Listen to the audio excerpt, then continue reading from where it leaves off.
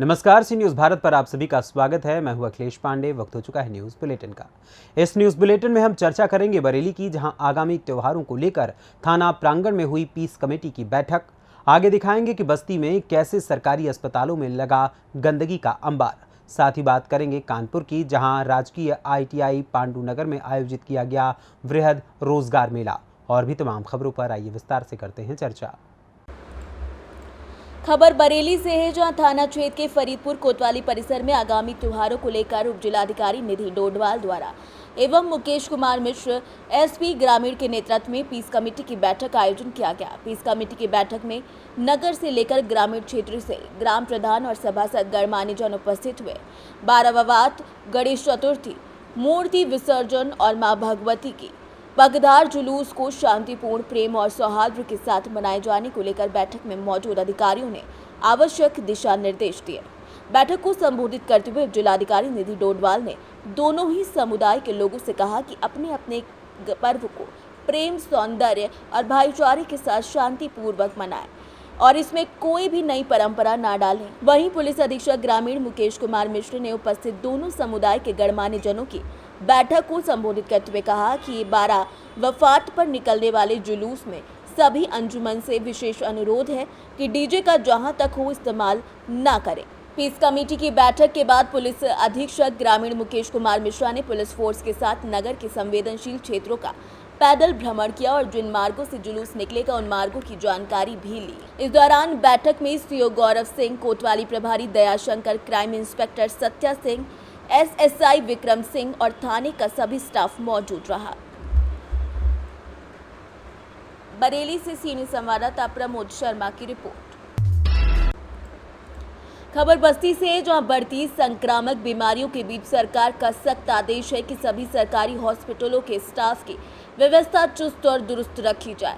लेकिन अगर बात की जाए बस्ती जनपद के जिला हॉस्पिटल की, तो डेली OPD में आ रहे और भर्ती सैकड़ों मरीजों की संख्या के बीच ये कूड़े का अंबार लगा हुआ है, जिसकी शिकायत खुद CMO ऑफिस में तैनात और पूर्व एडिशनल CMO डॉक्टर फ्रेक्यार ने की।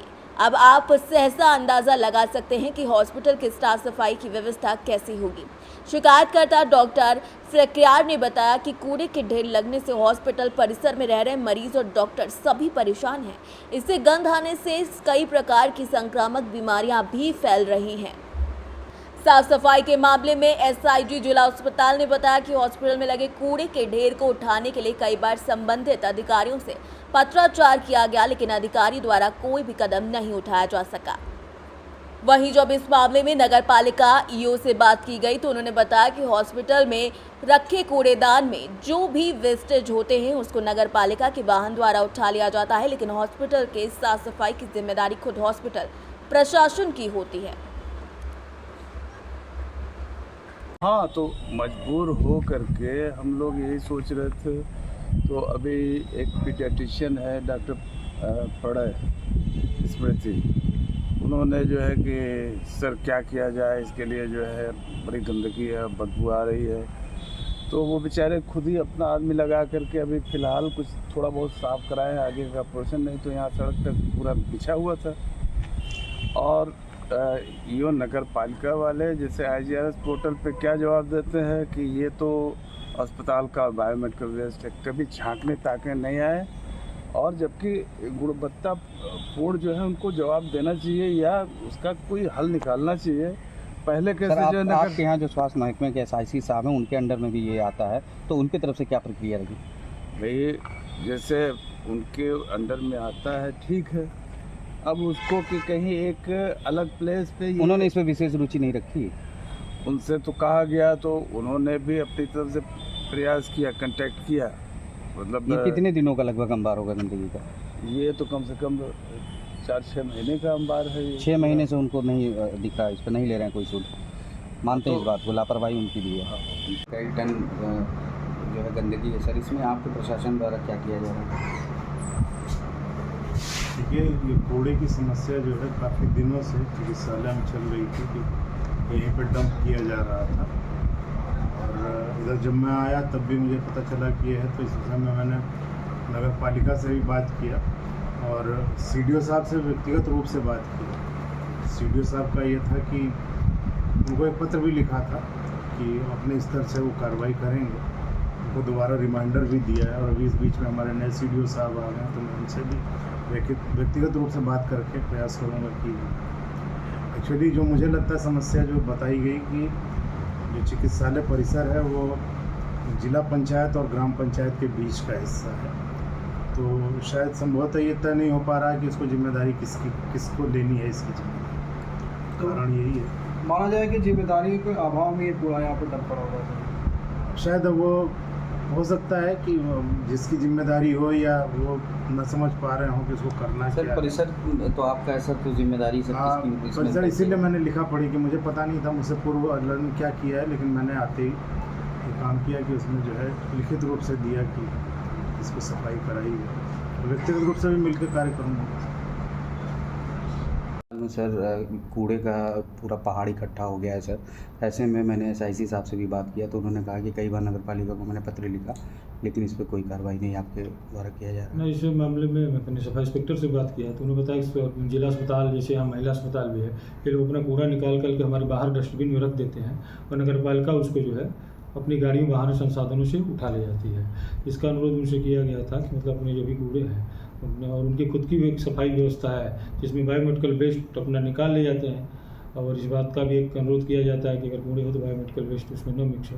तो भी जब जिला महिला अस्पताल जैसे हमारे कार्यालय के पीछे ही है तो हमारे डस्टबिन बाहर रखा है, वहाँ से उनके सफाई के स्टाफ जो है, तो हर अस्पताल में सफाई के अपने खुद के स्टाफ हैं, अपने कूड़े निकाल करके तो अनुरोध करूँगा कि जो है एक अच्छी ऐसी जगह पर रख दीजिए हमारा व्हीकल जा सके तो उठवा लूँगा। और रही बात ये कूड़े के जो ढेर लग गए हैं, मैं निरीक्षण करा लेता हूँ और इस समय हमारा सफाई महाअभियान चल रहा है, तो विभिन्न सार्वजनिक कार्यालयों, रेलवे स्टेशन, बस स्टेशन, उस पर भी अगर उनके कुछ कूड़े के ढेर लगे हैं तो उसको लगा के उठवा लूँगा। बस्ती से सी न्यूज़ संवाददाता धर्मेश की रिपोर्ट।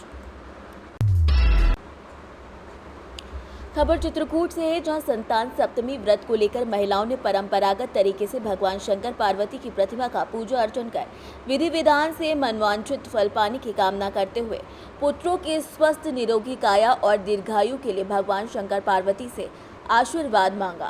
कालगणना के अनुसार भाद्रपद मास की शुक्ल पक्ष की सप्तमी को मनाया जाने वाला पर्व गुरुवार और शुक्रवार को मनाया गया। सप्तमी व्रत के लिए महिलाओं ने संकल्पित होकर अलग अलग समूहों में शिव मंदिरों में अथवा अपने अपने घरों में पूजा अर्चना कर भोग लगाने के बाद आहुतियां दी। पूजा के दौरान पुरोहितों अथवा घर परिवार की बड़ी बुजुर्ग महिलाओं ने कथा करके व्रती महिलाओं को व्रत के महत्व और परिणाम फल की कथा सुनाई। चित्रकूट से सीनी संवाददाता वीरेंद्र सिंह की रिपोर्ट। खबर हाथरस से, जो सादाबाद कस्बा देहात के तमाम गौ सेवकों ने शुक्रवार को विभिन्न मांगों के साथ SDM को ज्ञापन सौंपा। गौ सेवकों के खिलाफ दर्ज हुए FIR को रद्द करने और मृतक गौ सेवक की पत्नी को नौकरी दिलाए जाने की मांग की गई। क्षेत्र के गांव गढ़ उमराव के रहने वाले गौ सेवक जतिन सारस्वत के नेतृत्व में सौंपे गए ज्ञापन में बताया गया कि 4 जुलाई को 2023 गौ सेवा करते हुए सैपाऊ के गौ सेवक सुनील भारद्वाज की सड़क दुर्घटना में मौत हो गई थी। गौ सेवक के देहांत के बाद परिवार के सामने लालन पालन का संकट खड़ा हो गया। सुनील भारद्वाज परिवार में इकलौते कमाने वाले थे। गौ सेवकों ने सैपाऊ में सुनील भारद्वाज के नाम से गेट बनवाने की मांग की है। इससे गौ सेवा कर रहे युवाओं का उत्साह बढ़ेगा। इसके अलावा उनकी पत्नी साधना देवी को नौकरी देने की मांग की गई है। इससे उनके परिवार का भरण पोषण ठीक से हो सकेगा। ज्ञापन में बताया गया कि गौ सेवक दिव्यांश शर्मा, सचिन दीक्षित, राहुल कश्यप, पवन जिंदल के खिलाफ नगर पंचायत गौशाला संचालक द्वारा झूठा मुकदमा दर्ज कराया गया था। इस मामले में गवाहों की गवाही के लिए मजबूर किया जा रहा है। इनके साक्ष्य उनके पास मौजूद हैं, इसीलिए इस झूठे मुकदमे को जल्द से जल्द रद्द किया जाए। हाथरस से सी न्यूज़ संवाददाता दीपक की रिपोर्ट। खबर कानपुर से, जहां पांडुनगर स्थित राजकीय औद्योगिक संस्थान में आयोजित वृहद रोजगार मेला आयोजित किया गया, जिसमें आसपास के जिले से आए हजारों बच्चों को रोजगार पाने का अवसर मिला। संस्थान में आई 8 कंपनियों के द्वारा सभी बच्चों के इंटरव्यू लिए गए और मेले में आए हजारों बच्चों में से 650 बच्चों को अप्रेंटिस और नई नौकरी दी गई। और संस्थान के प्लेसमेंट अधिकारी और मेला प्रभारी मयंक मिश्रा ने बताया कि ये मेला हर माह की तरह 21 तारीख को आयोजित किया जाता है और इस मेले में हर बार सैकड़ों बच्चे हिस्सा लेते हैं। मोटरसाइकिल, बच्चों को नौकरी और अप्रेंटिस की प्लेसमेंट दी जाती है। मेले में उपस्थित मुख्य रूप से डॉक्टर नरेश कुमार, राजकीय औद्योगिक संस्थान श्रवण कुमार शुक्ला ने विशेष योगदान दिया। कानपुर नगर से सी न्यूज संवाददाता रोहित की रिपोर्ट। फिलहाल के लिए इस न्यूज़ बुलेटिन में बस इतना ही। देश दुनिया की तमाम खबरों के लिए देखते रहें सी न्यूज़ भारत, हर खबर आपके साथ, आपके हाथ।